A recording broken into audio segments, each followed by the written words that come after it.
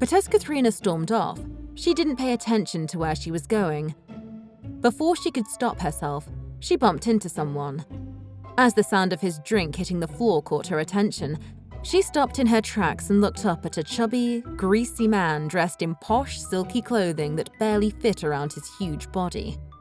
Hi! He spat, saliva dribbling into his brown beard. Watch where you're going. He yelled, setting his beady hazel eyes on Katharina.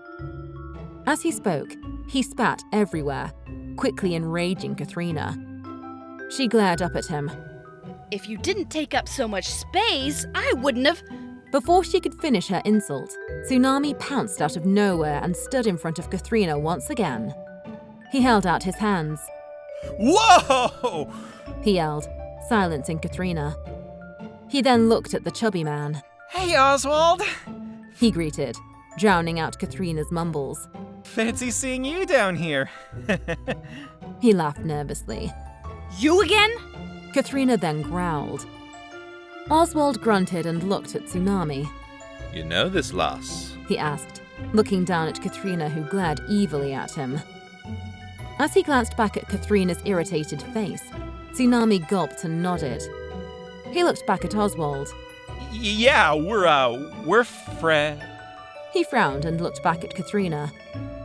She held up her fist threateningly in warning, making him gulp again. He laughed nervously and looked back at Oswald. We're acquainted? He said unsurely. The chubby man smirked suggestively. Aye, right, acquainted. Having lost interest in the situation, Katharina looked around and set her eyes on a stall selling cake.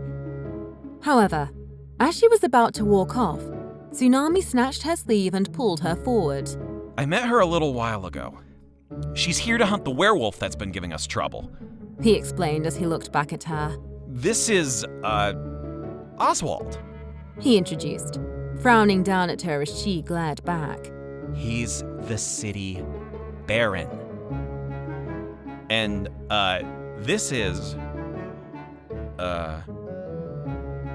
Obviously not yet aware of what her name was, he looked back at her and tugged on her sleeve, hoping that she would help him out. She pouted and rolled her eyes, but as she looked around, she noticed that nearly the entire city centre had gone silent, watching the confrontation.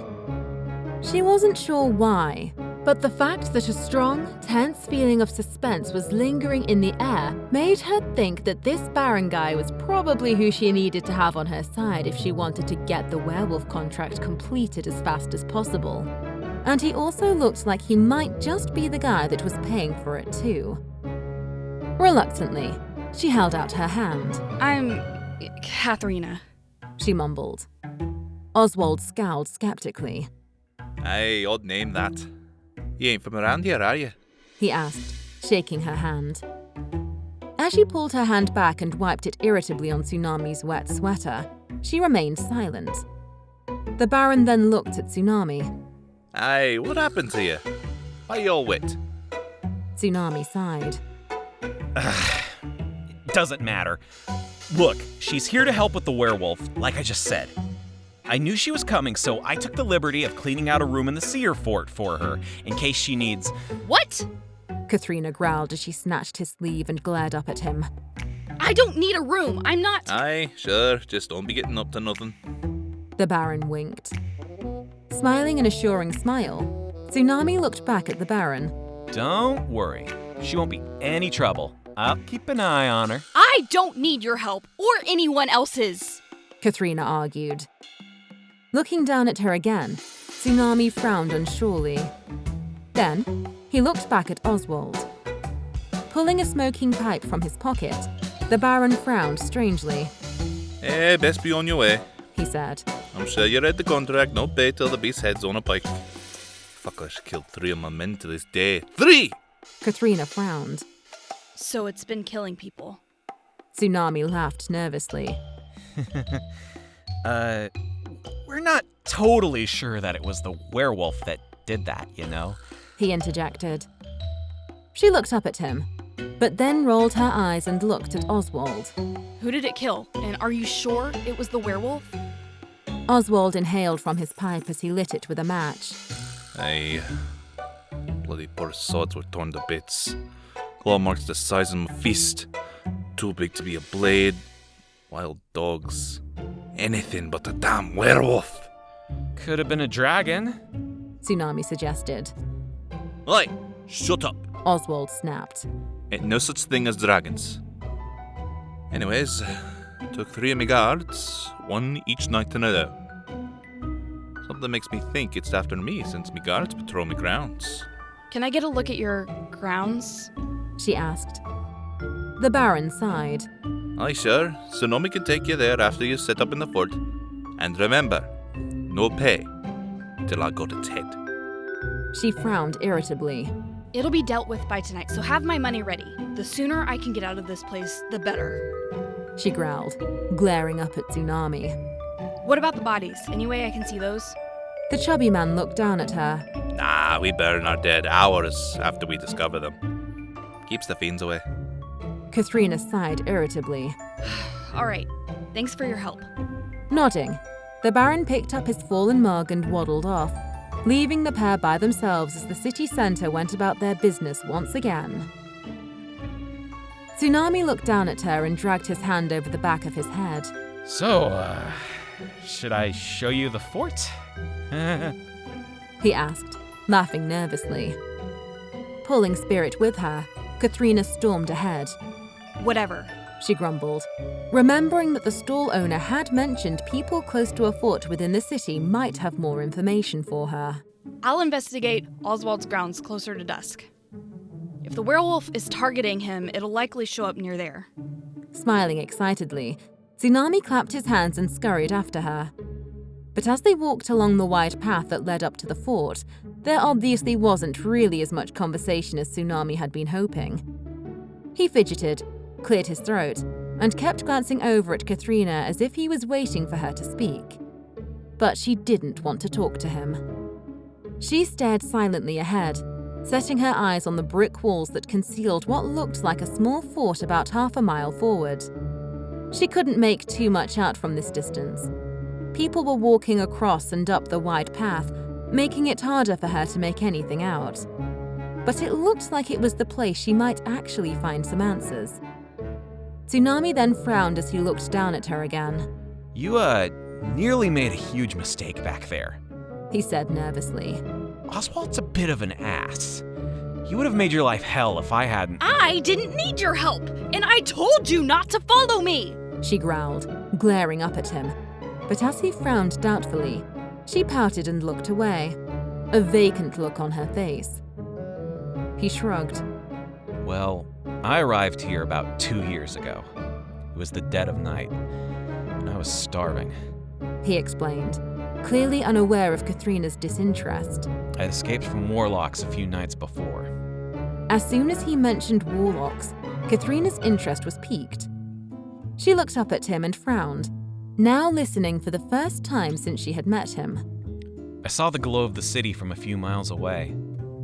They got some pretty strange technology here. Stuff I've never seen before. They call those lamps bulbs or something, and they call the technology steam. Apparently it's a lot more popular outside of Helvetis, but this continent hasn't got much because the supply ships have stopped coming here since Gahi took power. He continued. Katharina frowned. Steam technology? No supply ships? How was she going to get off of Helvetis now? Anyway, I got here. Snuck in from over there. He said, pointing to the right mountain. There was a little path of ledges. Sealed them off now, though. There's only one way in, one way out. Looking over at the mountain he had pointed to, Katharina frowned. The glimpse of a shadow caught her attention, but as she searched the mountain with her eyes, she couldn't seem to locate whatever had made a flicker of angst shiver through her body. Was she just imagining things, or had she just seen something up there? Maybe it was a wild animal, a stupid goat or something. She didn't care, nor did she think much of it. As a crash of lightning lit up the dull sky, she sighed and looked back up at Tsunami, listening to his boring voice telling his equally boring story. I stole some food. I had no idea where I was. All I knew was that I needed to eat. But someone saw me steal it and set old fat Oswald on me. She scoffed. I'm surprised he didn't just eat you. Tsunami laughed slightly. Nah. He just made me work to pay back for what I stole 100 times over. He frowned. But by the time I was done, everyone was used to having me around. I kind of grew to like this place. Why are you telling me your life story? I don't care. She said rudely, looking ahead again. He frowned. I just thought you'd want to get to know me, since we're gonna be working together. She instantly stopped in her tracks and glared up at him as he stared back down at her, an innocent look on his face. She scowled. Since when did I say you were working with me? She questioned. Shrugging, he dragged his hand over the back of his head. Well, you didn't exactly say I couldn't. I already said, stop following me. I work alone. She snapped. Katharina gripped Spirit's reins and stormed ahead, continuing up towards the fort. Without fail, Tsunami quickly scurried after her and caught up. Well, I already told Oswald and those guards that you're with me. If they see you walking around alone, it'll raise suspicion. He said. Would it raise suspicion if you randomly disappeared one day and never came back? She growled threateningly. Probably. He answered simply. Everyone here knows me. I talk to pretty much everyone every day. She rolled her eyes. Do you stalk them too? She muttered. Plus, this job will be a whole lot easier if you have someone by your side that knows their way around the city. And the people. He smiled, pointing to himself with both his thumbs. Again, she rolled her eyes and pouted. Just stay out of my way and keep your stupid mouth shut. She grumbled. He then frowned irritably. Why are you so stubborn? Why are you so annoying? She argued. He fell silent, unable to counter-argue. And then, to Katharina's relief, they continued forward in complete silence.